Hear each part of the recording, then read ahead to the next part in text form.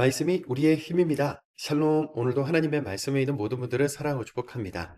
우리가 함께 살펴볼 내용은 1. 잃은 것들을 다시 찾다. 2. 불의한 청지기의 재물 관리 비유. 3. 부자와 나사로 비유. 4. 사마리아 사람만 감사드리다입니다. 첫 번째, 잃은 것들을 다시 찾다입니다. 누가복음 15장에는 잃은 양과 드라크마, 잃은 아들 비유가 나오는데요. 모두 우리가 알고 있는 물질적 가치나 도덕, 윤리 기준으로는 참 이해하기가 어려운 비유들이기도 합니다.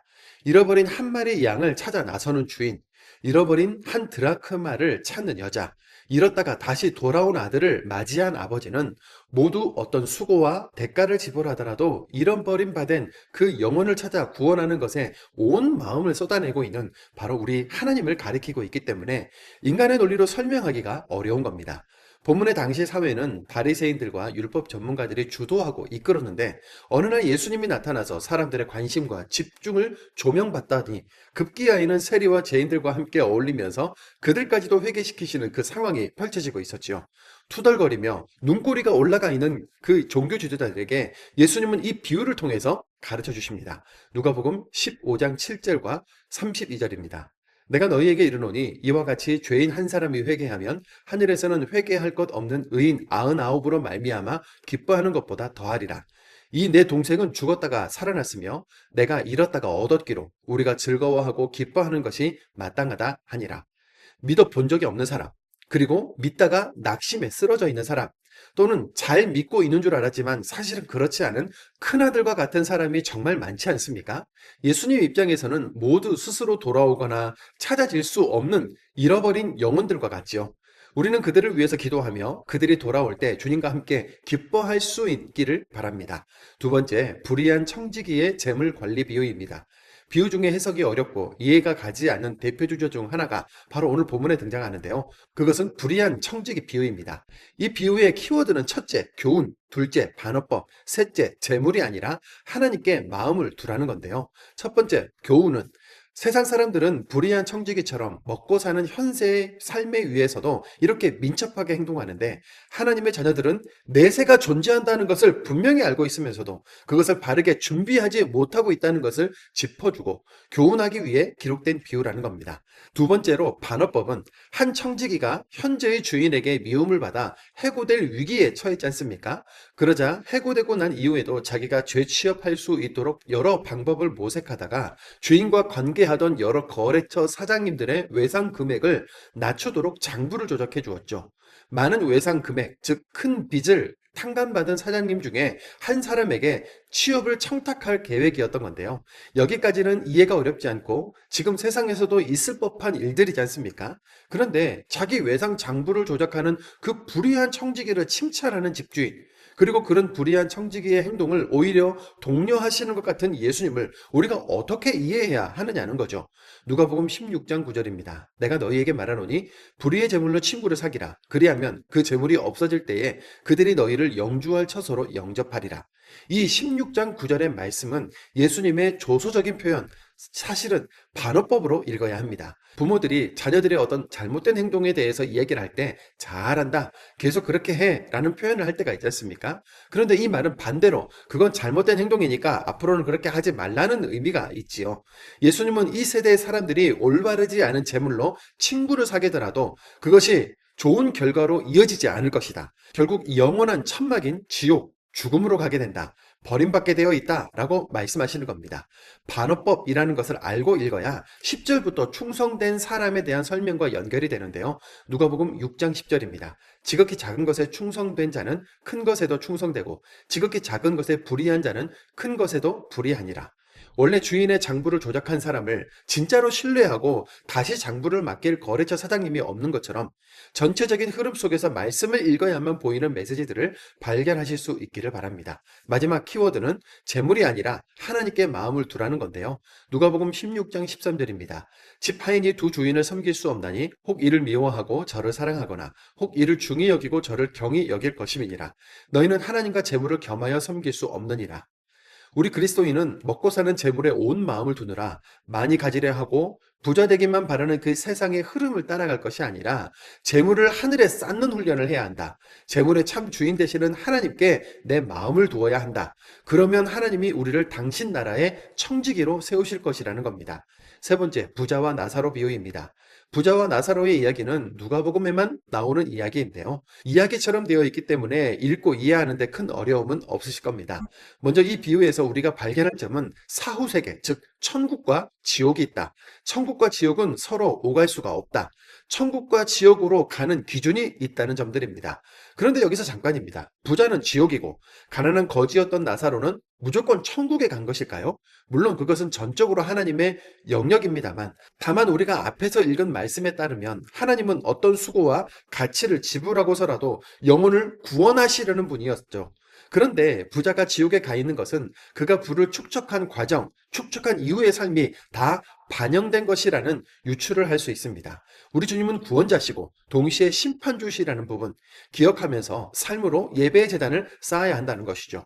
그리고 아주 중요한 부분이 등장하는데요. 부자가 나사로를 아직 살아있는 가족들과 형제들에게 보내서 이 고통의 지옥으로 오지 않게 해달라고 간청했는데, 아브라함은 모세와 예언자들이 있으니 그들의 말을 들어야 한다고 하지요. 누가복음 16장 31절입니다. 이르되 모세와 선지자들에게 듣지 아니하면 비록 죽은 자 가운데서 살아나는 자가 있을지라도 권함을 받지 아니하리라 하였다 하시니라. 여기서 모세와 선지자는 구약의 모세 오경과 예언서들을 의미하는 것으로 지금의 성경, 하나님의 말씀을 뜻합니다. 말씀이 있어도 믿지 못하면 죽은 자가 살아서 내 눈앞에서 이야기한다 하더라도 믿을 수 없다는 이야기인데요. 우리가 말씀을 읽어나가는 것, 주변 사람들에게 말씀을 읽자고 권하는 것이 이렇게 중요한 것이었습니다. 네 번째, 사마리아 사람만 감사드리다입니다. 본문 17장에는 예수님이 예루살렘으로 가시는 길에 심한 피부병을 앓고 있는 사람 10명을 고쳐주신 이야기가 기록되어 있지요. 그런데 그 10명 중에 한 사람만 돌아와서 큰 소리로 하나님께 감사하며 영광을 돌립니다. 더군다나 그는 무시와 혐오를 당하던 사마리아 사람이었죠. 누가복음 17장 19절입니다. 그에게 이르시되 일어나 가라, 내 믿음이 너를 구원하였느니라 하시더라. 말씀을 소유했고 하나님의 선택을 받았다는 외면적인 믿음이 아니라 누가 나를 고쳐주시는지에 대한 확실한 믿음과 감사가 이렇게 중요합니다. 몸의 질병이 낫는 것을 넘어서서 영혼의 구원까지 선포해 주시는 예수님을 만났으니까 말이죠. 오늘 비유가 좀 어려워서 설명이 길어졌는데요. 양해 부탁드리고요. 우리에게 말씀을 주신 것을 감사하며 주님 오시는 그날까지 이런 영혼들을 구하는 사명자요, 말씀을 읽고 권하는 권서인이 됩시다. 누가복음 15장입니다. 누가복음 15장. 모든 세리와 죄인들이 말씀을 들으러 가까이 나아오니 바리새인과 서기관들이 수군거려 이르되 이 사람이 죄인을 영접하고 음식을 같이 먹는다 하더라. 예수께서 그들에게 이 비유로 이르시되 너희 중에 어떤 사람이 양 100마리가 있는데 그 중에 하나를 잃으면 99마리를 들에 두고 그 잃은 것을 찾아내기까지 찾아다니지 아니하겠느냐. 또 찾아내는즉 즐거워 어깨에 메고 집에 와서 그 벗과 이웃을 불러 모으고 말하되 나와 함께 즐기자. 나의 잃은 양을 찾아내었노라 하리라. 내가 너희에게 이르노니 이와 같이 죄인 한 사람이 회개하면 하늘에서는 회개할 것 없는 의 나오나옴으로 말미암아 기뻐하는 것보다 더 더하리라. 어떤 여자가 10드라크마가 있는데 하나를 잃으면 등불을 켜고 집을 쓰며 찾아내기까지 부지런히 찾지 아니하겠느냐. 또 찾아낸즉 벗과 이웃을 불러 모으고 말하되 나와 함께 즐기자. 잃은 드라크마를 찾아내었노라 하리라. 내가 너희에게 이르노니 이와 같이 죄인 한 사람이 회개하면 하나님의 사자들 앞에 기쁨이 되리라. 또 이르시되 어떤 사람에게 두 아들이 있는데 그 둘째가 아버지에게 말하되 아버지여 재산 중에서 내게 돌아올 분깃을 내게 주소서 하는지라. 아버지가 그 살림을 각각 나눠주었더니 그 후 며칠이 안 되어 둘째 아들이 재물을 다 모아가지고 먼 나라에 가서 거기서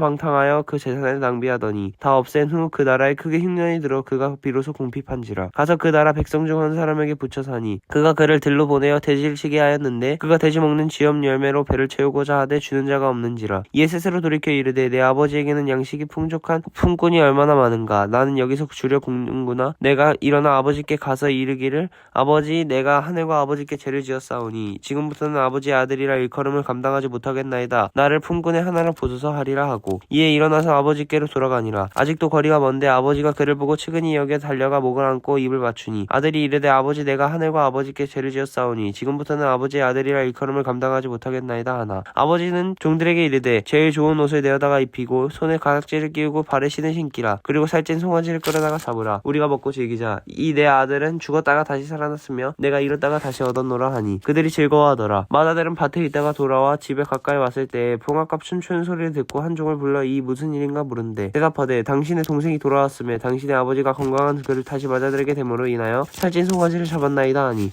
그가 노하여 들어가고자 하지 아니하거늘 아버지가 나와서 권한대 아버지께 대답하여 이르되 내가 여러 해 아버지를 섬겨 명을 어김이 없거늘 내게는 염소 새끼라도 주어 나와 내 벗으로 즐기게 하신 일이 없더니 아버지의 살림을 창녀들과 함께 삼켜버린 이 아들이 돌아오매 이를 위하여 살찐 송아지를 잡으셨나이다. 아버지가 이르되 예 너는 항상 나와 함께 있으니 내 것이 다 내 것이로되 이 내 동생은 죽었다가 살아났으며 내가 잃었다가 얻었기로 우리가 즐거워하고 기뻐하는 것이 마땅하다 하니라. 또한 제자들에게 이르시되 어떤 부자에게 청지기가 있는데 그가 주인의 소유를 낭비한다는 말이 그 주인에게 들린지라. 주인이 그를 불러 이르되 내가 내게 대하여 들으는 이 말이 어찌 됨이냐.